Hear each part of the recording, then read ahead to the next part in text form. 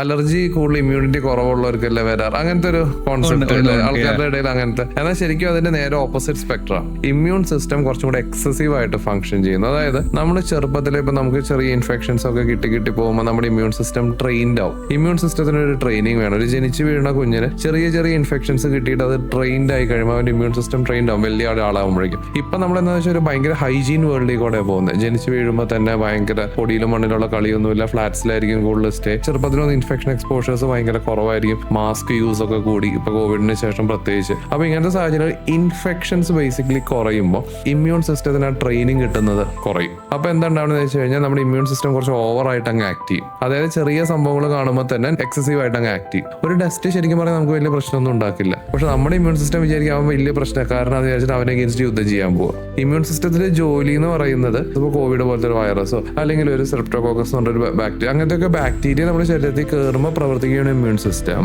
നമുക്ക് ഈ ഒരു ചെറിയ പൊടി അല്ലാന്നുണ്ടെങ്കിൽ ഈ പൊളൻസ് എന്ന് നമ്മൾ പറയും, നമ്മുടെ പൂമ്പൊടികൾ, ഇങ്ങനത്തെ സാധനങ്ങളൊക്കെ നമ്മുടെ ശരീരത്തിലേക്ക് കയറുമ്പോൾ ഇങ്ങനത്തെ നിരുപദ്രവകാരികളായ ആൾക്കാർക്ക് അഗെയിൻസ്റ്റ് അങ്ങ് പ്രവർത്തിക്കുക. അതായത് over acting immune system. Immune സിസ്റ്റത്തിന് പ്രോപ്പർ ട്രെയിനിങ് കിട്ടാണ്ടാവുമ്പോൾ അവർ ഓവർ ആക്ട് ചെയ്യുക. That is basically allergy. അതാണ് നമ്മൾ ഈ തുമ്മി റെഡിയാക്കി കൊടുക്കുന്നത്. അതുകൊണ്ടാണ്